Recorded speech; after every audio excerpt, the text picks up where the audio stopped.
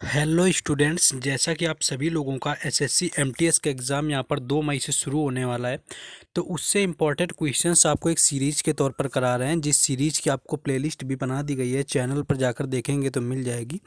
GK GS series for SSC MTS. तो उसमें बहुत सारे महत्वपूर्ण क्वेश्चन आपके लिए करवाए गए हैं। तो चलिए शुरू करते हैं। पहला क्वेश्चन जो कि आपके लिए इम्पोर्टेंट होने वाला है कि जन समर्थ पोर्टल किसने लॉन्च किया था, यानी जो जन समर्थ पोर्टल था वो लॉन्च किसके द्वारा किया गया था। तो प्रधानमंत्री नरेंद्र मोदी इसका राइट आंसर हो जाएगा, जिनके द्वारा जन समर्थ पोर्टल का यूज यहाँ पर किया गया था। नेक्स्ट क्वेश्चन हम लोग आगे देखेंगे।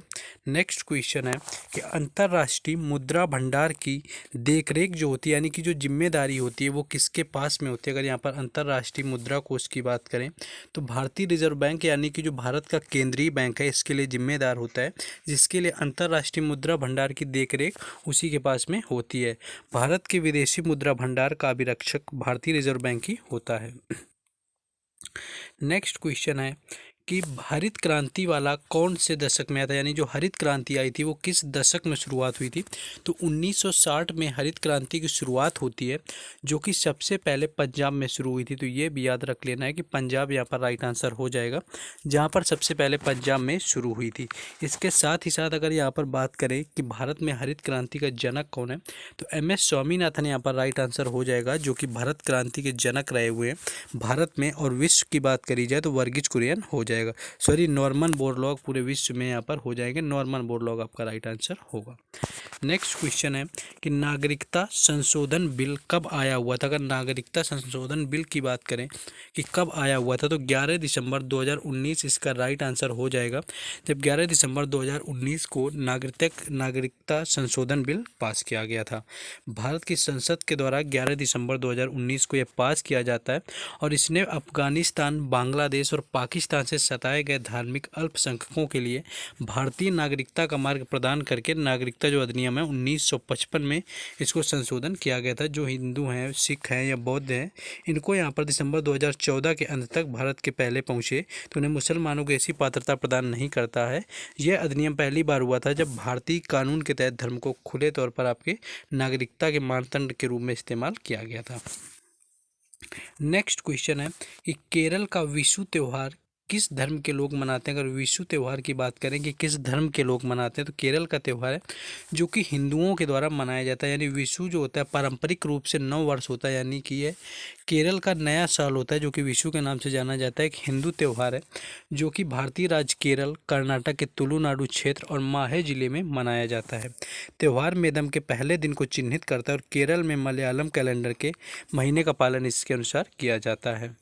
नेक्स्ट क्वेश्चन है कि गरीबी उन्मूलन किस योजना में आया हुआ था। लेकिन इसके आंसर से पहले जिन लोगों ने अभी तक वीडियो को लाइक और चैनल को सब्सक्राइब नहीं किया हुआ, तो सबसे पहले उन लोगों को वीडियो को लाइक कर देना है, चैनल को सब्सक्राइब कर लेना है, क्योंकि यहाँ पर आपको हर एग्ज़ाम से रिलेटेड एनालिसिस मिलता है।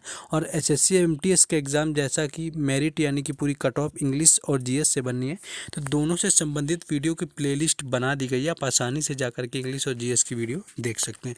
बाकी किसी भी अपडेट से जुड़े रहने के लिए आपको टेलीग्राम चैनल और व्हाट्सएप ग्रुप का लिंक जो है वो डिस्क्रिप्शन में दे दिया गया है, तो वहाँ से भी जा करके जुड़ जाएं।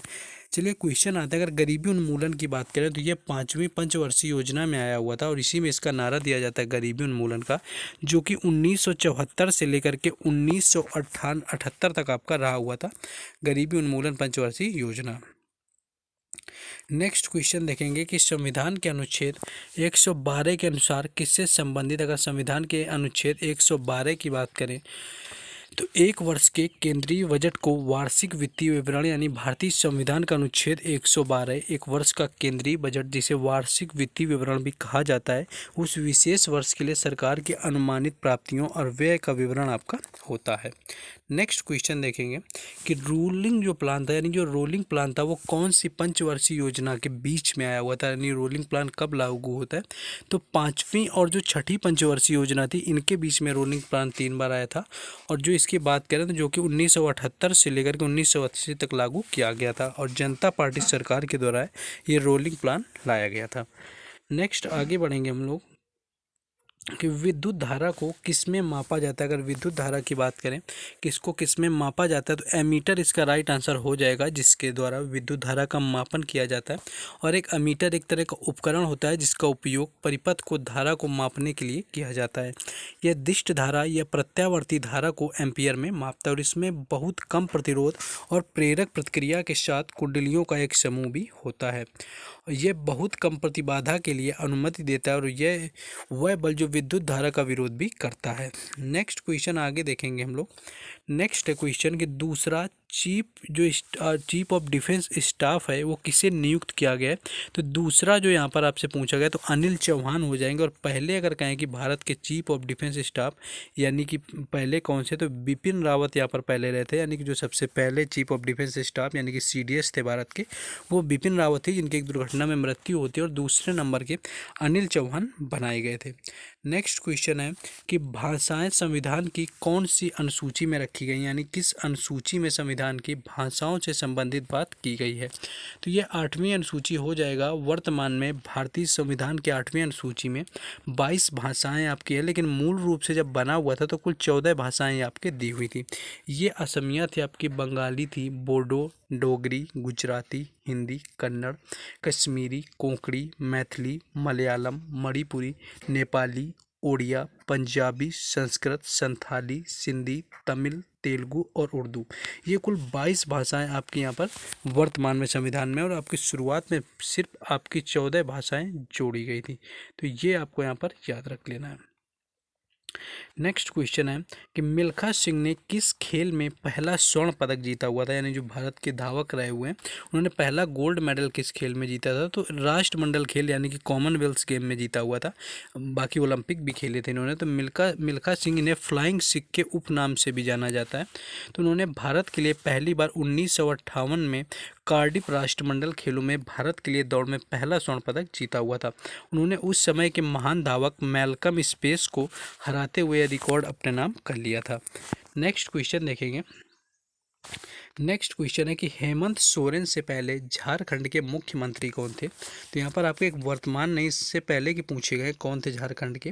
तो रघुवर दास इसका राइट आंसर हो जाएगा, जो कि हेमंत सोरेन से पहले झारखंड के मुख्यमंत्री रहे थे। और ये पूर्वी भारत का एक राज्य है जिसकी स्थापना 15 आपके नवंबर 2000 को हुई थी। और इसके जो प्रथम मुख्यमंत्री थे वो बाबूलाल मरांडी और प्रथम राज्यपाल प्रभात कुमार रहे हुए थे। तो प्रथम मुख्यमंत्री और राज्यपाल भी आपको याद रख लेना। ये बिहार से अलग होकर बनने वाला राज्य था जो कि 15 नवंबर 2000 को अलग हुआ था। नेक्स्ट क्वेश्चन है जो कि आपको ऊपर ही बता चुके हैं कि विश्व में हरित क्रांति का जनक कौन है। तो नॉर्मन बोरलॉग विश्व में हरित क्रांति के जनक हो जाएंगे। भारत में MS स्वामीनाथन है। तो ये भी आपको याद रखना है कि भारत में MS स्वामीनाथन है। और साथ ही साथ 1960 में हरित क्रांति आई हुई थी। और इसके साथ आपको ये भी याद रखना है कि भारत में सबसे पहले जो हरित क्रांति है वो पंजाब में शुरू हुई थी। नेक्स्ट क्वेश्चन है कि अर्थशास्त्र पुस्तक के लेखक कौन है। तो चाणक्य यहाँ पर राइट आंसर हो जाएगा, जिन्होंने अर्थशास्त्र पुस्तक लिखी हुई, जिन्हें कि कौटिल्य नाम से भी जाना जाता है। तो कौटिल्य भी आपको याद रखना है, कौटिल्य नाम भी रहा है। चंद्रगुप्त मौर्य के दरबारी थे जिन्होंने जो आपके यहाँ पर घनानंद यानी कि नंद वंश का जो अंतिम शासक था घनानंद, उसको हराया हुआ था चंद्रगुप्त मौर्य ने चाणक्य के साथ मिलकर। उसके बाद मगध पर मौर्य साम्राज्य की स्थापना की गई थी। नेक्स्ट क्वेश्चन है कि संविधान की 7वीं अनुसूची में क्या दिया गया। अगर 7वीं अनुसूची की बात करें संविधान की तो उसमें तीनों सूचियां दी गई हैं। और भारतीय संविधान की 7वीं अनुसूची में 3 सूचियां यथासंघ सूची, राज्य सूची और समवर्ती सूची के बारे में दिया गया, जिसमें कि केंद्र और राज्य के मध्य विषयों का विभाजन किया गया है। संघ सूची 3 सूचियों में सबसे बड़ी होती है। और इस सूची में अगर बात करें तो इस सूची में शामिल विषयों पर कानून बनाने का अधिकार केंद्र के पास में ही होता है। नेक्स्ट क्वेश्चन हम लोग देखेंगे। नेक्स्ट क्वेश्चन आपका ये है कि समुद्र में आने वाले तूफान को क्या कहा जाता है। तो समुद्र में आने वाला जो तूफान होता है उसे चक्रवात कहा जाता है। मैदानी इलाकों में आने वाले तूफान को आंधी कहते हैं, जबकि जो समुद्र में आपका उठने वाला तूफान होता है उसे चक्रवात के नाम से जाना जाता है। इसके पास से रेगिस्तान से शुष्क क्षेत्रों से उठने वाली हवा को रेतीली तूफान के नाम से जाना जाता है। तो ये आपको याद रखना है, तूफान जो आता है उसको आपका चक्रवात कहा जाता है। नेक्स्ट क्वेश्चन है कि केरल के वर्तमान में मुख्यमंत्री कौन है। तो पिनाराई विजयन इसका राइट आंसर हो जाएगा, जो कि वर्तमान में केरल के मुख्यमंत्री हैं। और साथ ही यहाँ पर राज्यपाल की बात करें तो मोहम्मद आरिफ यहाँ के राज्यपाल हो जाएंगे। नेक्स्ट क्वेश्चन है कि कथकली किस राज्य से संबंधित है। तो कथकली केरल राज्य से संबंधित है। और साथ ही साथ आपको ये याद रखना है कि भारत के कुल 8 शास्त्रीय नृत्य हैं, उन 8 शास्त्रीय नृत्यों में से एक नृत्य यहाँ पर आपकी कथकली भी होता है। नेक्स्ट क्वेश्चन है कि हॉकी की खेल का हाफ टाइम कितना होता है। हाफ टाइम की बात करें तो 35 मिनट की एक पारी होती है हॉकी की। 2 भाग 35-35 मिनट के होते हैं, जिसमें कि 5 से 10 मिनट का अंतराल होता है। तो ये सारे वही एग्ज़ाम है जो आपके प्रश्न है जो कि पिछले हुए एसएससी के एग्ज़ाम में पूछे गए हैं। बेहद ही महत्वपूर्ण है। इसी तरह का एग्ज़ाम पैटर्न आता है, यही पेपर पूछा जाता है ऑलमोस्ट। तो जिन लोगों ने अभी तक वीडियो को लाइक और चैनल को सब्सक्राइब ना किया हो तो उनको कर देना है। बाकी प्लेलिस्ट पूरी बनी हुई है, आप चैनल पर जाके चेक करेंगे तो और भी वीडियोस आप जाके आसानी से देख सकते हैं।